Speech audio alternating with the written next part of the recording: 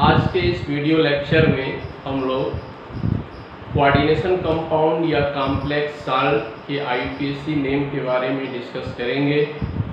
और इस डिस्कशन में जो आईयूपीएसी नेम कैसे लिखते हैं उस चीज़ को समझने के लिए तमाम रूल्स हैं, और उस रूल्स के अकॉर्डिंग हम आईयूपीएसी नेम लिखते हैं। नाम लिखने से पहले हमें कुछ चीज़ें याद रखना होगा, हमें कुछ चीज़ों की फैक्ट्स जो है हमें पता होना चाहिए।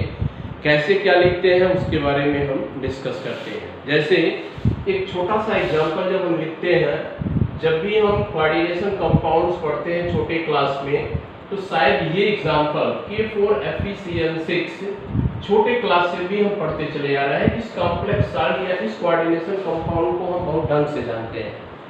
इसका नाम जब हम लिखते हैं तो आप इसका नाम जनरल नेम होता है पोटेशियम फेरोसाइनाइड। और पोटेशियम फेरोसाइनाइड इसका आईयूपीएसी नेम नहीं है, बल्कि इसका एक कॉमन नेम है। इसी तरीके से जब हम एक दूसरा साल्ट है K3FeCl6 का नाम लिखते हैं, तो इसका कॉमन नेम होता है पोटेशियम फेरीसाइनाइड। Potassium ferricyanide. इन दोनों कॉम्प्लेक्स कंपाउंड से या इन दोनों साल्ट से हम ठीक से परिचित हैं, क्योंकि ये छोटे क्लास में किसी न किसी रूप में हमारे सामने आते हैं।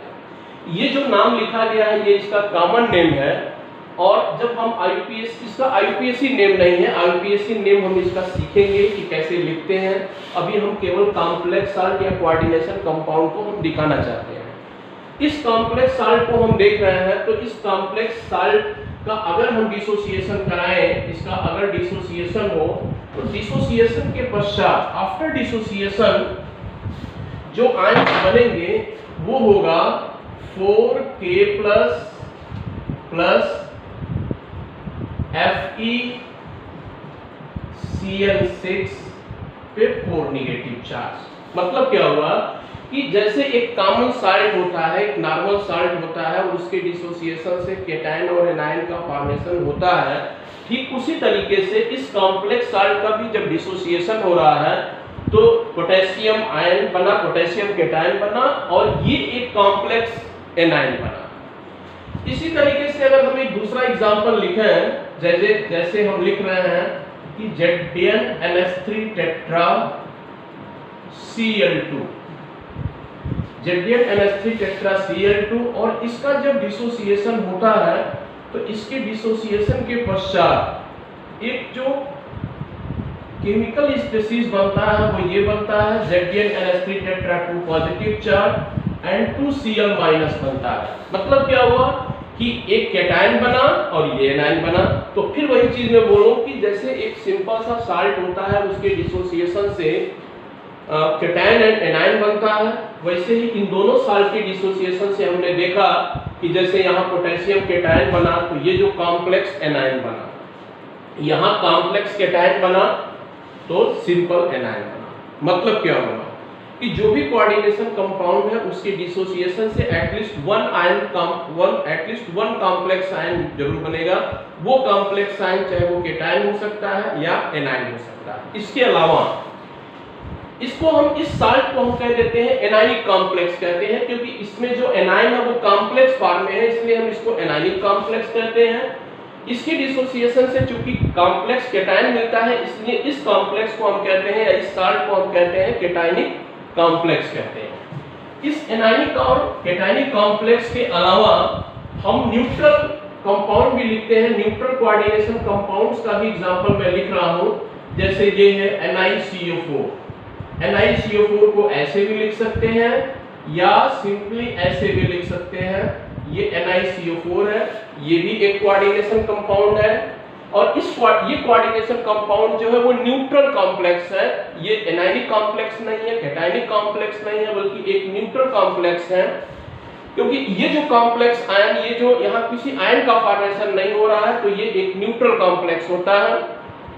और ये इस तो हमने तीनों तरह का एग्जांपल लिखा। हमने एनायनिक कॉम्प्लेक्स भी लिखा, कैटायनिक कॉम्प्लेक्स भी लिखा, और न्यूट्रल कोऑर्डिनेशन कंपाउंड भी लिखा या न्यूट्रल कॉम्प्लेक्स साल्ट भी लिखा। अब हम जब चलते हैं कि जब इसका IUPAC नेम लिखते हैं तो जैसा कि हम ये जानते हैं कि जैसे कि हम किसी एक सिंपल साल्ट का जब हम नेम लिखते हैं, नाम लिखते हैं, तो उसमें करते क्या है कि पहले हम केटायन का नाम लिखते हैं, देन एनायन का नाम लिखते हैं। तो जब भी हम नेमिंग करते हैं, जब भी हम IUPAC नेम लिखते हैं, जब भी हम नेमिंग करते हैं तो पहले केटायन का नाम लिखते हैं एंड देन एनायन का नाम लिखते हैं। केटायन के बाद एनायन का नाम लिखते हैं। वो केटायन चाहे वो कॉम्प्लेक्स हो चाहे एनायन कॉम्प्लेक्स हो, पहले हम केटायन का ही नाम लिखते हैं देन एनायन का नाम लिखते हैं। पहला पॉइंट। दूसरा पॉइंट ये कि जब हम कॉम्प्लेक्स साल्ट का नाम लिखते हैं, जैसे हमने ये कहा कि वो आयन जो है वो कॉम्प्लेक्स में भी हो सकता है, कॉम्प्लेक्स एनायन हो सकता है या कॉम्प्लेक्स केटायन हो सकता है या न्यूट्रल हो सकता है। तो अब हम ये चलते हैं, हम कोऑर्डिनेशन स्फीयर की पहले हम बात कर रहे हैं। और कोऑर्डिनेशन स्फीयर में जैसे यहाँ हमने लिख लिया था कि पहले एग्जांपल में एक कोऑर्डिनेशन स्फीयर है FeCl6 3 नेगेटिव चार्ज हमने लिख दिया। ये एक कॉम्प्लेक्स आयन है और इस कॉम्प्लेक्स आयन में जिसको हम, ये जो कॉम्प्लेक्स आयन है इसको हम कोऑर्डिनेशन स्फीयर भी कहते हैं कि कोऑर्डिनेशन स्फीयर को हम एक स्क्वायर ब्रैकेट में लिखते हैं और इस स्क्वायर ब्रैकेट में जो Fe होता है वो सेंट्रल मेटल होता है, सेंट्रल मेटल होता है, और जो ये Cn है ये लिगैंड होता है। तो कोऑर्डिनेशन स्फीयर में या स्क्वायर ब्रैकेट के अंदर एक सेंट्रल में एटलीस्ट वन सेंट्रल मेटल होता है और उसके साथ कुछ केमिकल जो स्पीशीज होते हैं उसको हम लिगैंड्स कहते हैं। ये हमने एनायन का लिखा है। इसी तरीके से अगर हम एक केटायन कॉम्प्लेक्स केटायन का एग्जांपल अगर हम लिखना चाहें तो मैं ये लिख रहा हूं कि ZnNH3 टेट्रा पे 2 positive charge, ZnNH3 tetra 2 positive charge, ये केटायनिक कॉम्प्लेक्स है। तो इस कॉम्प्लेक्स में भी ये सेंट्रल मेटल है और ये लिगैंड है, ये सेंट्रल मेटल है और ये लिगैंड है। अब हम बात ये करते हैं कि हमने दोनों तरह का आयन लिखा, ये एनायनिक मतलब ये कॉम्प्लेक्स एनायन है, ये कॉम्प्लेक्स केटायन है।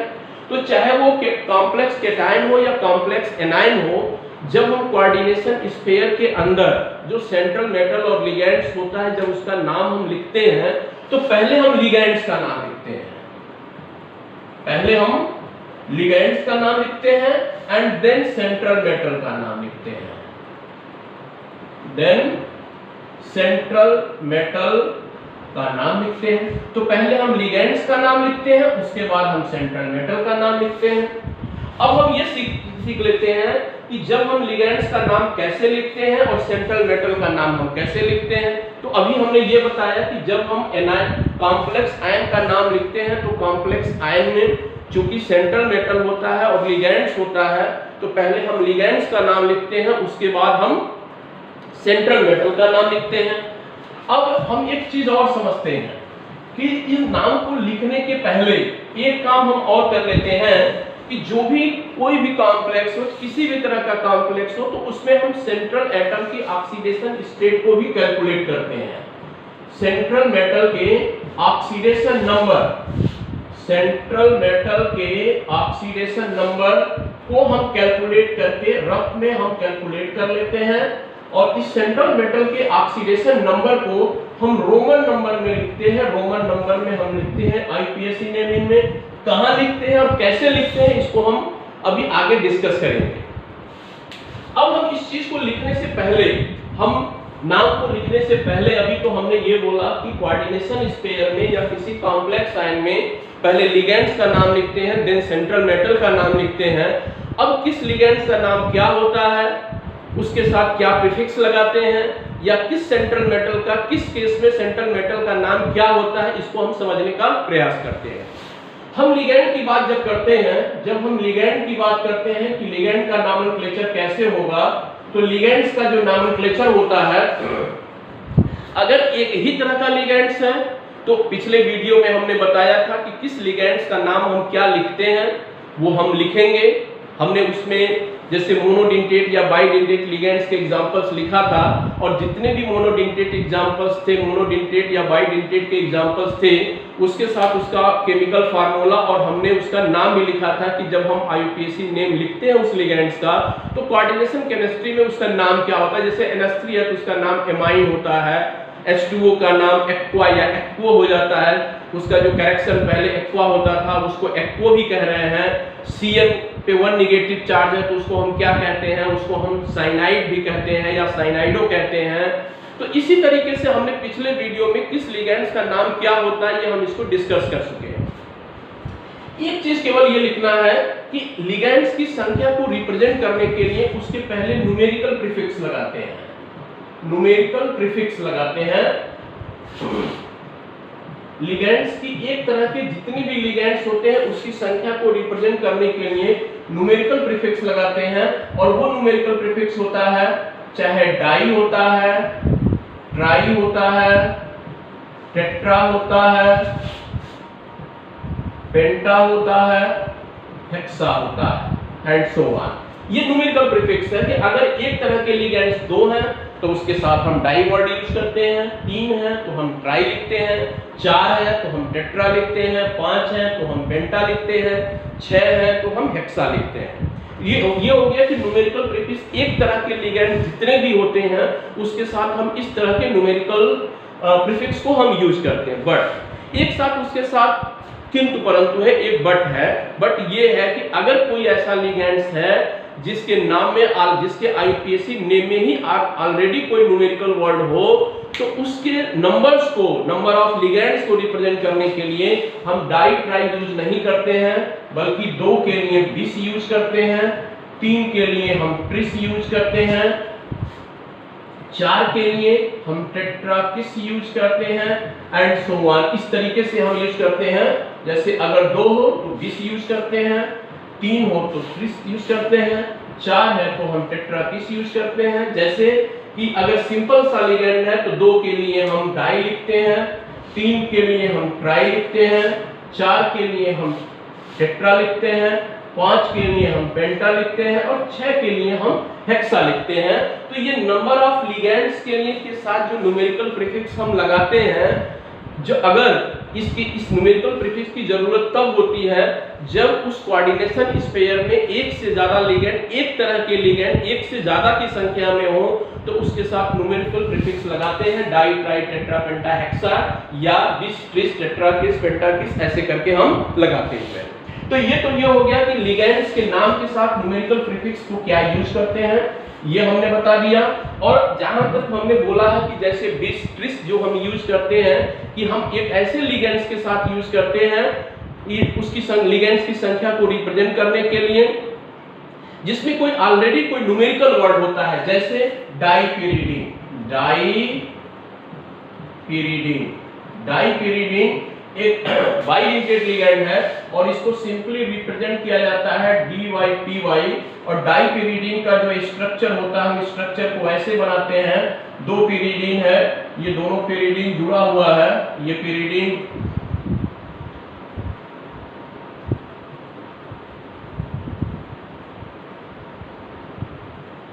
ये डाईपिरिडीन है।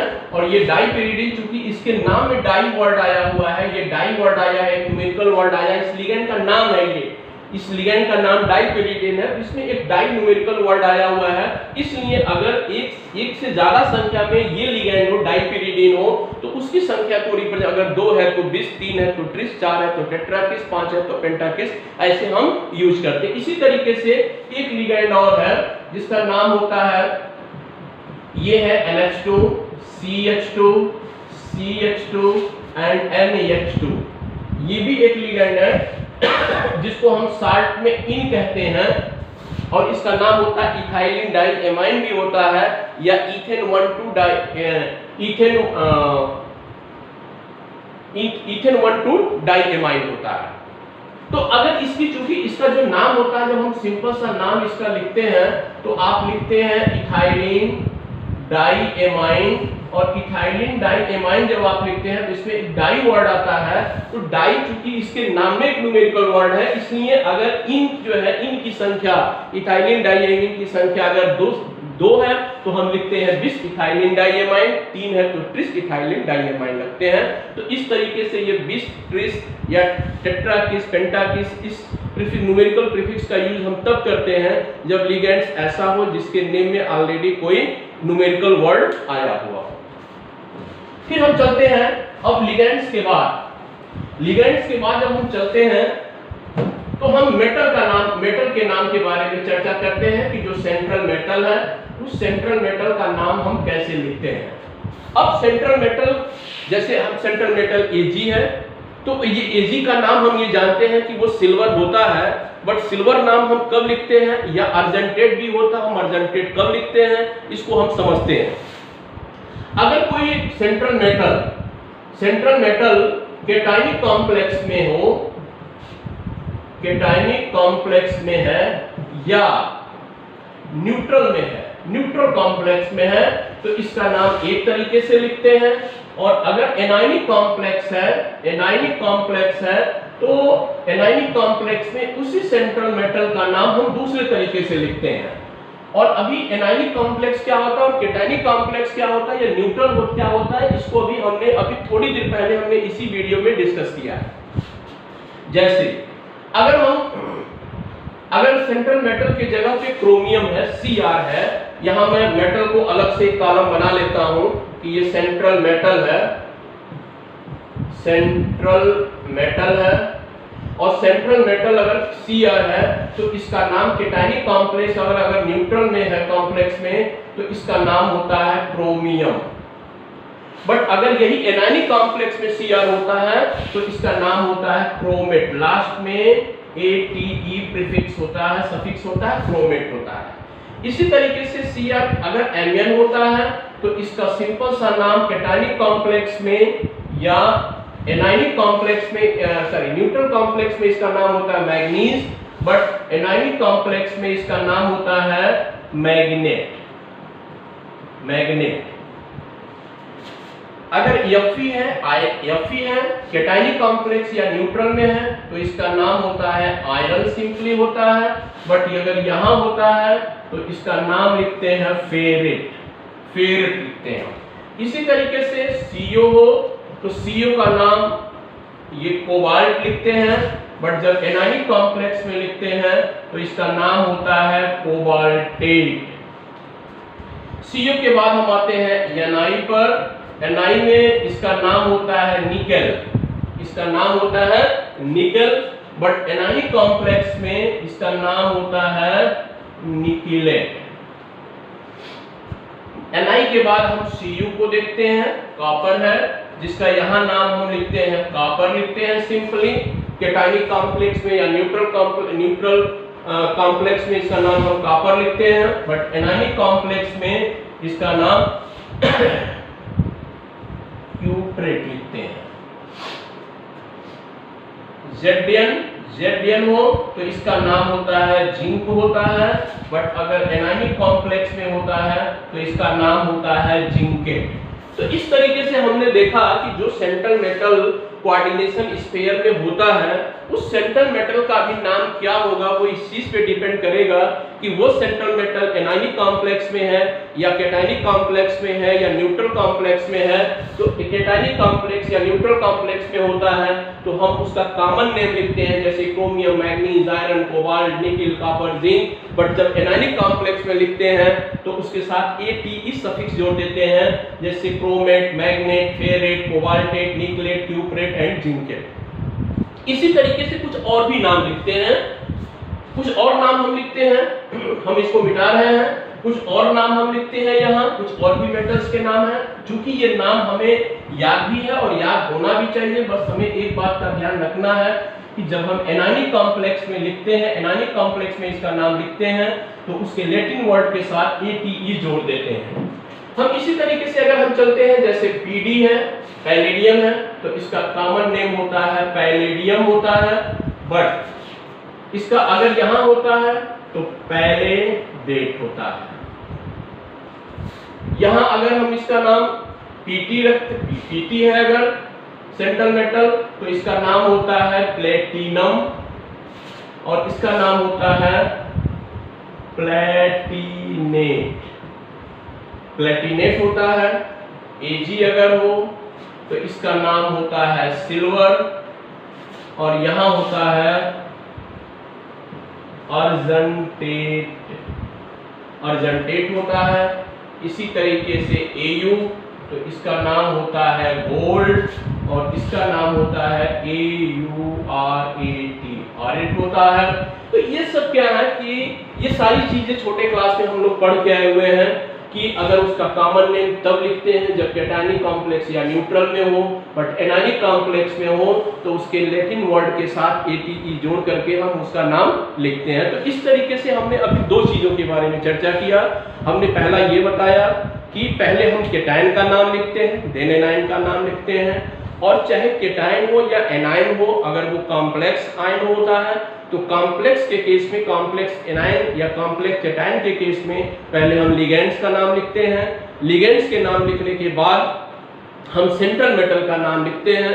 सेंट्रल मेटल का नाम क्या होगा वो इस चीज पे डिपेंड करता है कि वो सेंट्रल मेटल किस तरह के कॉम्प्लेक्स में है, केटायनिक कॉम्प्लेक्स में है या न्यूट्रल कॉम्प्लेक्स में है या एनायनिक कॉम्प्लेक्स में है। तो इस तरीके से हमने बताया। फिर हम दूसरी चीज पे चलते हैं कि अगर लिगेंड्स, हमने अभी एक लिगेंड्स की भी चर्चा किया कि अगर लिगेंड्स ऐसा है कि जिसकी एक से ज्यादा लिगेंड हो तो जनरली उसके लिए डाई, ट्राई, टेट्रा, पेंटा, हेक्सा न्यूमेरिकल प्रीफिक्स यूज करते हैं। बट अगर लिगेंड ऐसा है जिसके नाम में ऑलरेडी कोई न्यूमेरिकल प्रीफिक्स होता है तो उसकी संख्या को रिप्रेजेंट करने के लिए बिस, ट्रिस, टेट्राकिस, पेंटाकिस प्रीफिक्स यूज किया जाता है।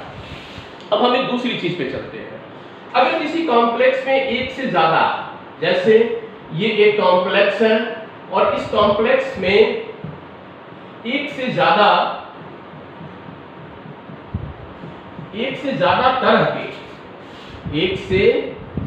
तरह के अगर लिगेंड्स हैं, जैसे ये एक कॉम्प्लेक्स साल्ट है, इसमें ये केटायनिक कॉम्प्लेक्स का एग्जांपल है क्योंकि इसमें जो फर्स्ट जो केटायन है वो कॉम्प्लेक्स है, इसलिए ये केटायनिक कॉम्प्लेक्स का एग्जांपल है। और ये जो होता है ये सेंट्रल मेटल है, ये लिगेंड है और ये लिगेंड है, मतलब ये दो तरह के लिगेंड है। हम L1 और L2 लिख रहे हैं, दो तरह के लिगेंड है।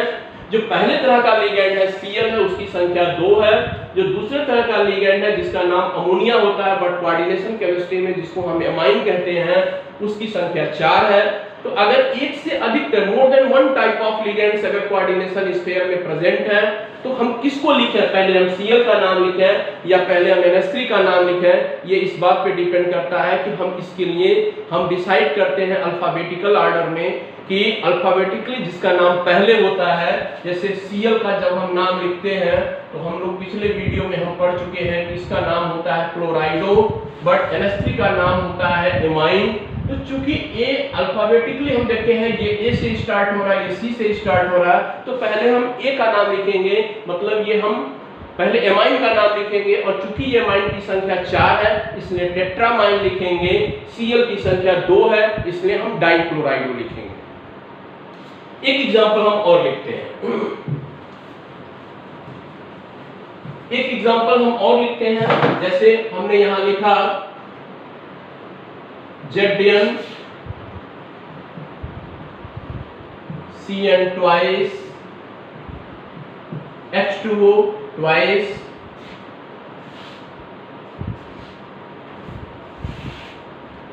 ये मान लीजिए हमने लिखा, इसके साथ क्या है इसको अभी छोड़ देते हैं। तो इसमें भी क्या है कि दो लिगेंड Cn के, दो लिगेंड वाटर के हैं, इसको हम एक्वा कहते हैं, इसको हम साइनो कहते हैं। ये A से स्टार्ट है, ये C से स्टार्ट है, इसलिए हम पहले डाई एक्वा एंड डाई साइनाइडो लिखेंगे। इसके साथ साथ हम एक चीज और कह रहे हैं कि एम्बीडेंटेड लिगेंड्स के केस में, एम्बीडेंटेड लिगेंड्स के केस में हर बुक में आप अलग अलग तरीके से पाएंगे। जैसे अगर Cn का नाम है, Cn है तो इसका नाम होता है, इसका IUPAC नेम होता है साइनाइडो, और इसको हम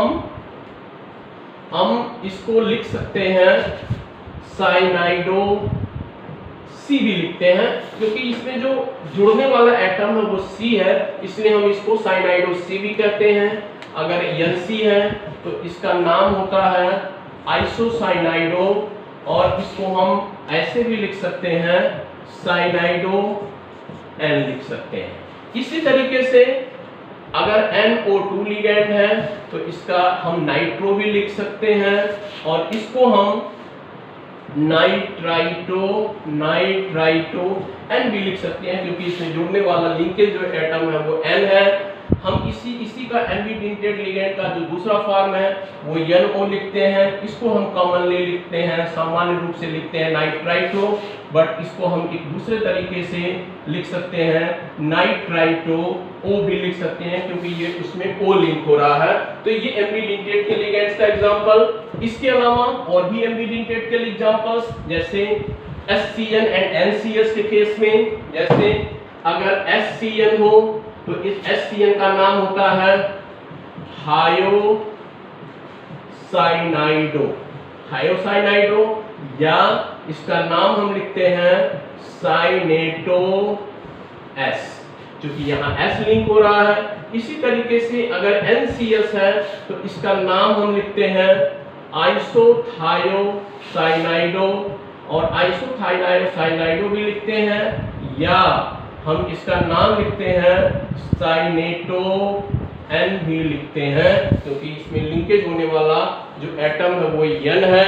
इस तरीके से हमने ये देखा कि अभी इस वीडियो में हमने अभी तक ये बताया कि किस तरह का लिगेंड्स है तो उसका नाम क्या लिखते हैं। ये पिछले वीडियो में हमने, हमारा पिछला वीडियो आप देखेंगे तो उसमें आपको ये पता चलेगा कि कोऑर्डिनेशन केमिस्ट्री में किस लिगेंड्स का नाम क्या होता है। हमने आज ये बताया कि पहले हम कोऑर्डिनेशन स्पेयर में पहले लिगेंड्स का नाम लिखते हैं, देन सेंट्रल मेटल का नाम लिखते हैं, लिगेंड्स के साथ न्यूमेरिकल प्रीफिक्स कैसे यूज करते हैं, किस सेंट्रल मेटल का नाम क्या लिखते हैं, एक से ज़्यादा तरह के लिगेंड्स हो तो हम उसको कैसे लिखते हैं, इन सारी चीज़ों के बारे में हमने आज यहाँ डिस्कस किया। तो पहले ज़रूरत ये है कि हम सब चीज़ों को समझने से पहले, क्योंकि केमिस्ट्री एक ऐसा सब्जेक्ट है जिसमें केवल ये नहीं कहा जा सकता कि केवल रूल्स से काम चलेगा, हमें पता भी होना चाहिए कि CN को हम साइनाइडो कहते हैं, NH3 को एमाइन कहते हैं, H2O को एक्वा या एक्वो कहते हैं। ये हमें पहले पता होगा, तभी हम रूल्स को अप्लाई कर सकते हैं। तो इस वीडियो में जितनी भी चीज़ें बताया गया, जो टेबल हमने लिखा या लिगेंड्स का नाम हम क्या लिखते हैं, ये पिछले वीडियो में हमने बताया था। पिछले वीडियो को आपको देखना हो तो school of chemistry don'ts worry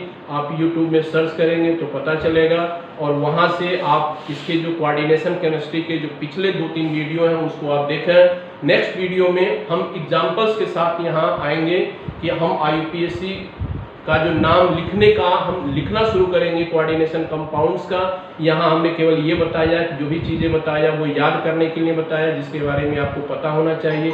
इसके एग्जाम्पल्स हम नेक्स्ट वीडियो में हम शुरू करते हैं। थैंक्स।